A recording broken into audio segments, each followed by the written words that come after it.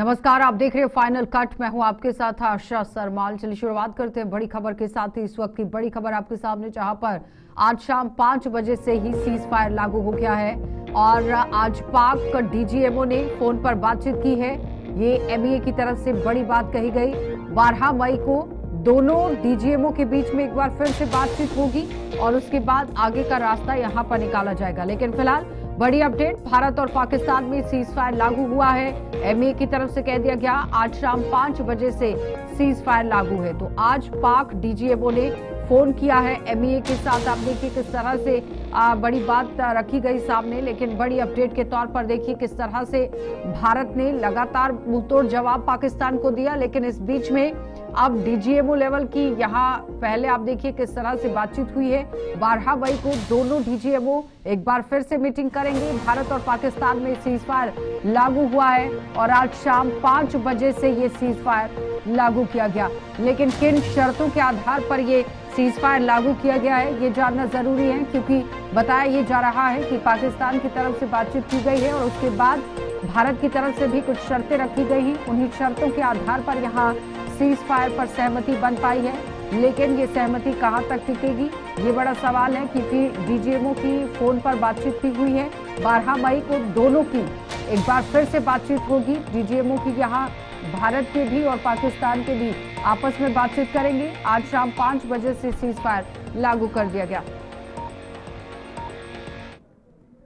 Pakistan called the Director General of Military Operations of India at 15:35 hours earlier this afternoon.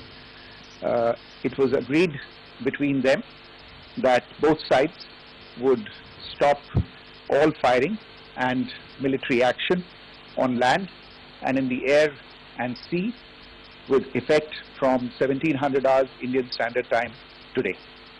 Instructions have been given on both sides to give effect to this understanding.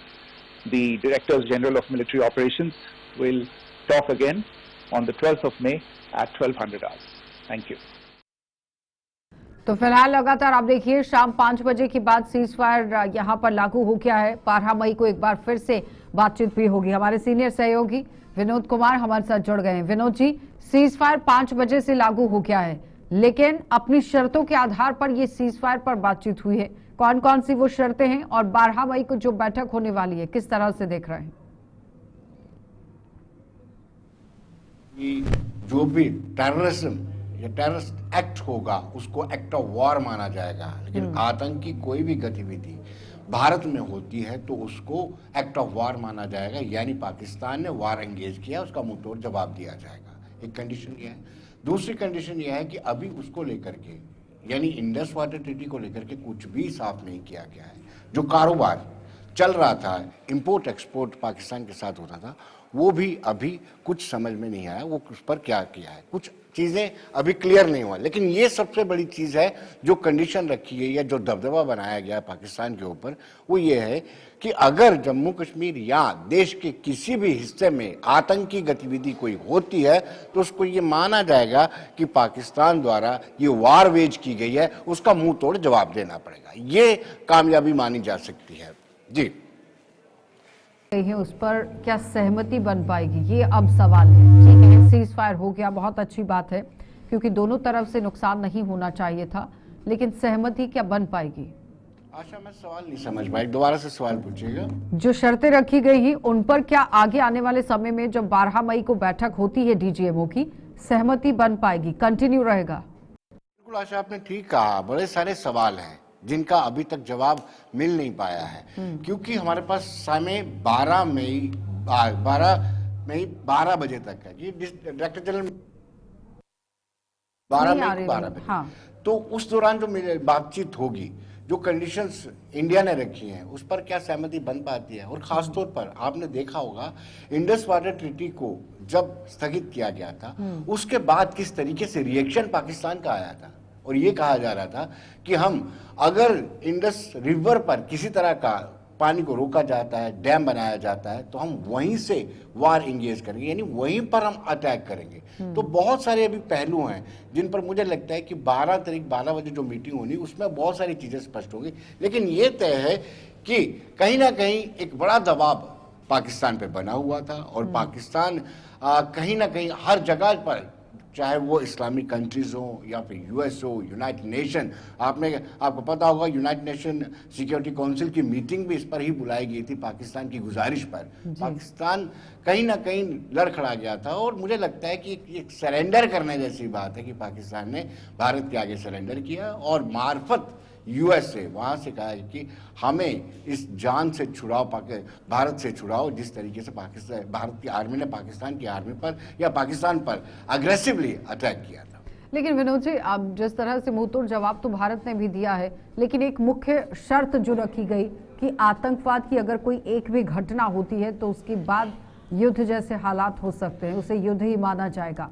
क्या उस पर पाकिस्तान खरा उतर पाएगा आने वाले समय? देखिए, ये कहना बहुत मुश्किल है, लेकिन सच्चाई ये है कि अगर भारत ने सीज फायर किया है तो पहली कंडीशन उनकी यही है कि अगर समूचे देश में किसी भी जगह पर, कश्मीर से कन्याकुमारी तक कोई भी टेररिस्ट एक्टिविटीज होती है, टेररिस्ट एक्ट होता है, तो उसको एक्ट ऑफ वॉर माना जाएगा। यानी फिर आपको पाकिस्तान से पूछने की जरूरत नहीं है कि आपको सीज फायर वायलेट करना है या फिर लाहौर में, जिससे इस वक्त इस बार किया गया, लाहौर के अंदर जाकर के आतंकी ठिकानों को ध्वस्त करना, फिर पाकिस्तान से ना पूछना पड़ेगा, ना हॉटलाइन पे डीजीएमओ को कन्वे करना पड़ेगा कि आपने आतंकी हमला किया। ये कंडीशन जो है, ये मुझे लगता है कि इसी कंडीशन पर भारत ने सीज फायर को माना है। ठीक है, एक और बड़ी खबर दिखाते चले, जहां पर आप देखिए कर्नल सोफिया कुरैशी ने पाकिस्तान की पोल खोलकर रख दी है। पाकिस्तान के झूठ की पोल खोलकर रख दी गई है। भारत को नुकसान पहुंचाने की दुष्प्रचार करने का जो भांडाफोड़ आज किया गया है, पाकिस्तान के धार्मिक स्थलों को नुकसान पहुंचाने के आरोप को भी पूरी तरह से नकार दिया और पाकिस्तान की कई एयरफील्ड, सैन्य प्रतिष्ठान को ध्वस्त करने पर भी कर्नल कुरैशी की तरफ से एक बड़ा बयान जारी किया गया है। उन्होंने साफ तौर पर कह दिया कि पाकिस्तान सिर्फ और सिर्फ झूठ का प्रोपेगेंडा कर रहा है। पाकिस्तान की कई एयरफील्ड, सैन्य प्रतिष्ठान यहां पर ध्वस्त किए गए हैं और सबूत भी आप देखिए किस तरह से उन्होंने पेश किए कि भारत को लेकर जो बड़ी बातें पाकिस्तान सामने रख रहा है, ऐसा कुछ भी नहीं हुआ है। झूठे प्रोपेगेंडा यहां पर करने की कोशिश की जा रही है। सीधा रुख करेंगे एक बार फिर से, लेकिन उससे पहले क्या कुछ कह रही है वो आपको जरा सुना देते हैं। पाकिस्तान ने यह क्लेम किया कि उसने अपने JF-17 से हमारे S-400 व ब्रह्मोस मिसाइल बेस को नुकसान पहुंचाया, जो कि बिल्कुल गलत है। दूसरा, उसका यह भी मिस इन्फॉर्मेशन कैंपेन था कि हमारी एयरफील्ड्स जो कि सिरसा, जम्मू, पठानकोट, बठिंडा, नलिया और भुज में हैं, ये उसका मिस इन्फॉर्मेशन भी बहुत गलत है। तीसरा, पाकिस्तान के मिस इन्फॉर्मेशन कैंपेन के मुताबिक हमारे एम्यूनिशन डम्प्स जो चंडीगढ़ और बियास में है, उसका डैमेज हुआ, यह भी बिल्कुल गलत है। हमने आपको मॉर्निंग ब्रीफिंग में बताया था विद फैक्ट्स एंड फिगर के साथ कि ये सारी चीजें बिल्कुल सही सलामत हैं। अब मैं आपको बताना चाहती हूं कि पाकिस्तान के एक प्रेस कॉन्फ्रेंस में ये बात की गई थी कि उनके सीनियर मिलिट्री ऑफिसर्स जो कि पूरी तरह से ये भ्रामक हैं और तथ्यों से दूर हैं कि पाकिस्तान की ओर से ये झूठा आरोप भी लगाया जा रहा है कि भारतीय सेना ने मस्जिदों को नुकसान पहुंचाया। मैं इससे बिल्कुल स्पष्ट करना चाहती हूं कि India is a secular nation और हमारी सेना भारत के कॉन्स्टिट्यूशनल वैल्यूज की एक बहुत प्यारी झलक है। इंडियन आर्म फोर्सेस ने पाकिस्तान को बहुत भारी नुकसान पहुंचाया, उनके मिलिट्री इंफ्रास्ट्रक्चर्स को, चाहे वो लैंड एसेट्स हो या फिर उनके एयर एसेट्स।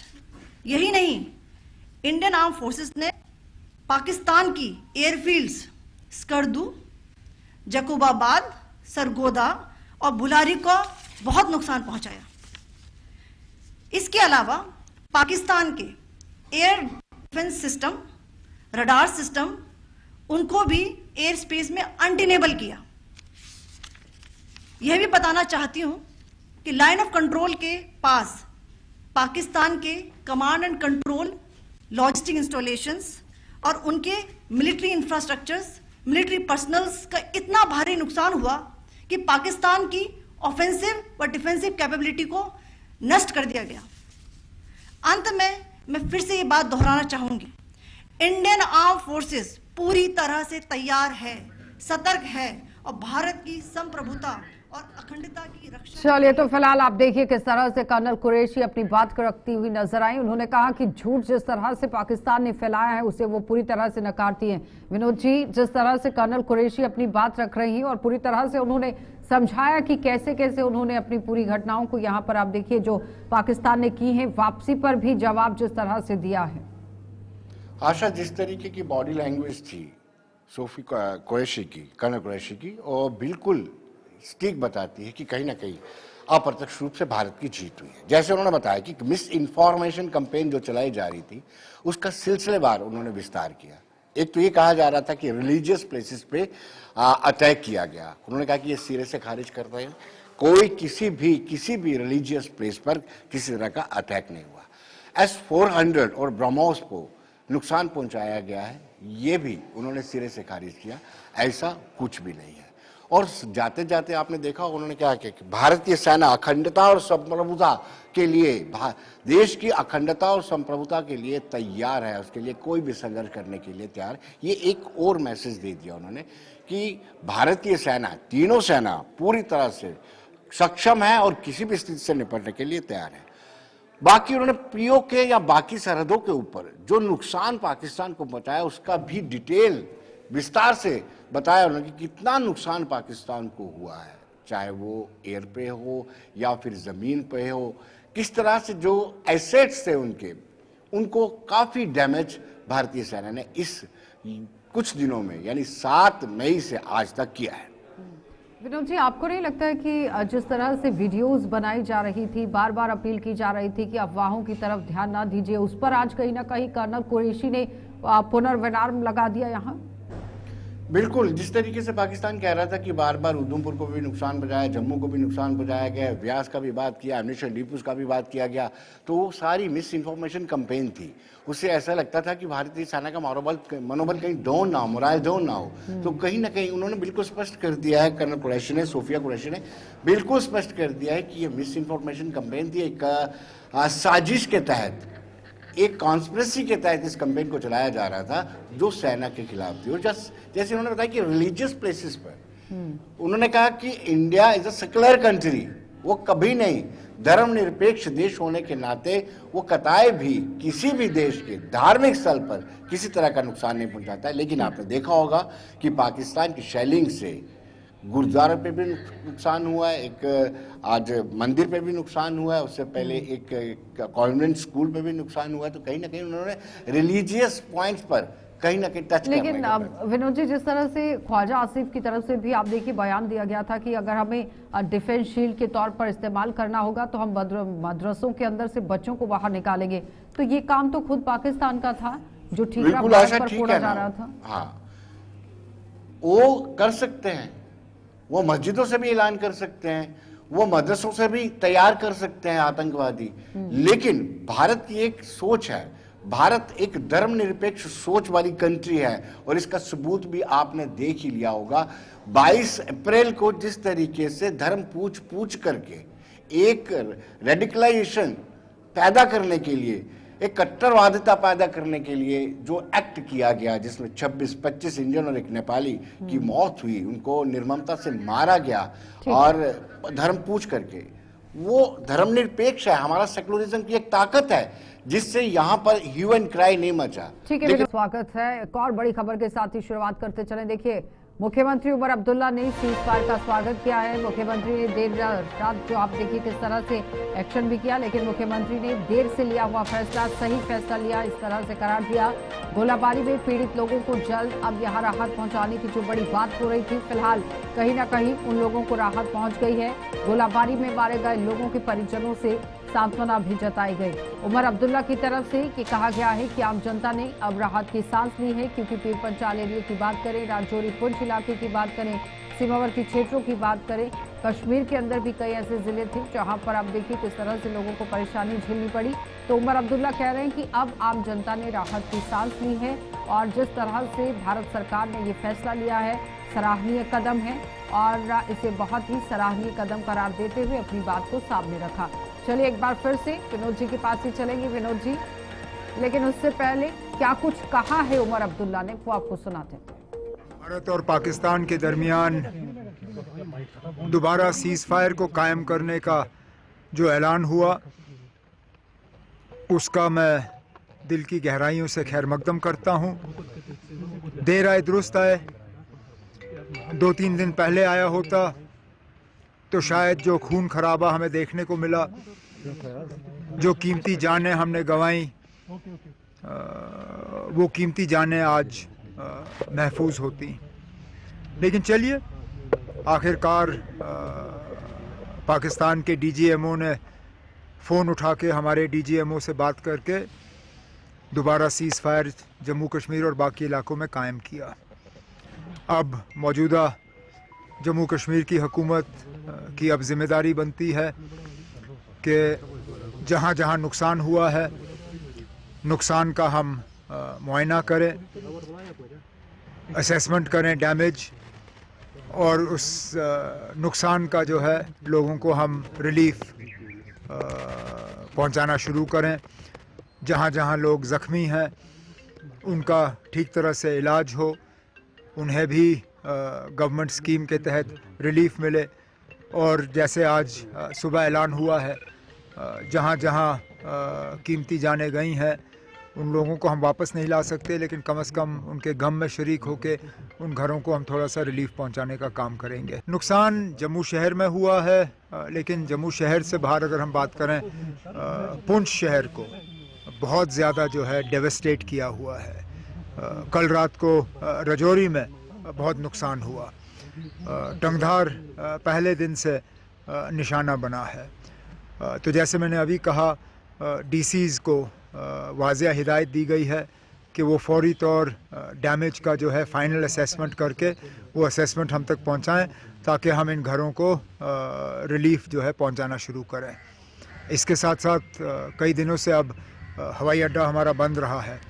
उम्मीद करते हैं कि सीज़ फायर के बाद दोबारा हवाई अड्डा खुलेगा और हमारे जो यहाँ से हाजी हज करने के लिए जिनको निकलना था हम भेज नहीं पाए, इंशाल्लाह जैसे ही हवाई अड्डा खुल जाता है तो हम दोबारा हमारे अपने हाजियों को यहाँ से रवाना करना शुरू कर देंगे। भी आज आपने ऐलान कर दिया सर। वो हमने जो कीमती जानें गई हैं वहाँ पे हमने थोड़ा सा कॉम्पनसेशन का ऐलान किया है, लेकिन उसके साथ साथ अब जहाँ लोग ज़ख्मी हुए हैं उन्हें अभी हमें मुआवजा देना होगा, कॉम्पनसेशन देना होगा। और जैसे मैंने अभी कहा, जहाँ जहाँ प्रॉपर्टी का नुकसान हुआ है वहाँ पे भी। चलिए, तो आम लोगों को जो परेशानी झेलनी पड़ी, जिनका नुकसान हुआ है, उसकी भरपाई की जाएगी। ये एक बड़ा ऐलान ही माना जाएगा मुख्यमंत्री का, विनोद जी। और राहत के लिए भी आप देखिए बड़ी बात कह दी गई, लेकिन सीज फायर को लेकर एक बहुत सराहनीय कदम कहा गया है उमर अब्दुल्ला की तरफ से। बिल्कुल, डेफिनेटली बड़ा एक्टिवली रोल प्ले किया है उमर अब्दुल्ला ने। आपने देखा होगा कि मेडिकल कॉलेज में भी वो जाते रहे हैं, और जहाँ कल यहाँ पे रिहाड़ी में जो हुआ था वहाँ भी गए हैं। हर जगह ये प्रॉम्प्टली एक्ट करते रहे हैं। और जैसे इन्होंने देखा कि नेक्स्ट कोर्स ऑफ एक्शन हमारा ये रहेगा कि सरकार पहले असेस करेगी जो प्रॉपर्टी को डैमेज हुआ है, और दूसरा जिनकी जानें गई हैं, जो इंजर्ड हुए हैं, उनको किस तरह से उनकी भरपाई की जा सकती है या उनको किस तरह से कॉम्पनसेट किया जा सकता है। लेकिन दूसरी ओर अगर बात की जाए तो कहीं ना कहीं अब जो 12 तारीख को 12 बजे होने वाली मीटिंग है, आशा उस पर बहुत कुछ करता है कि दोनों डीजीएमओ जब मिलेंगे या हॉटलाइन पे बात करेंगे स्पष्ट हो पाएंगे। पाकिस्तान ने हमेशा पीठ पर वार किया है, तो भरोसा किस तरह से किया जाए? भरोसा नहीं किया जा सकता, इसमें कोई दो राय नहीं। आवाज नहीं आ रही है विनोद जी,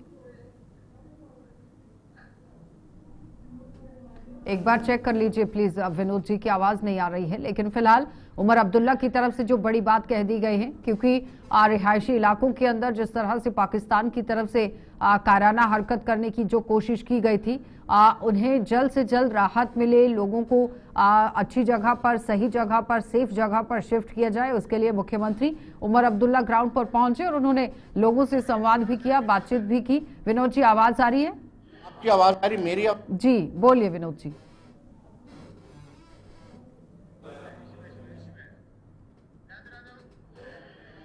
बोलिए विनोद जी।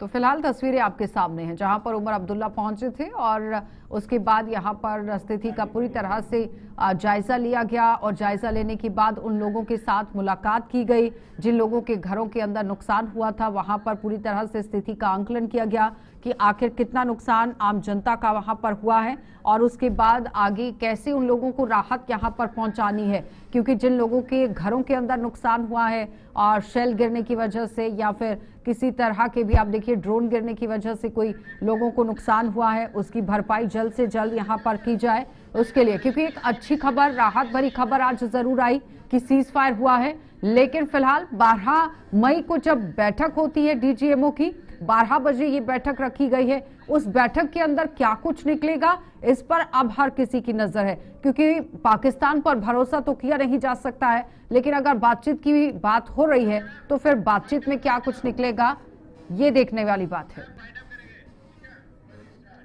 चलिए फाइनल कट में इतना ही, इजाजत दीजिए, नमस्कार।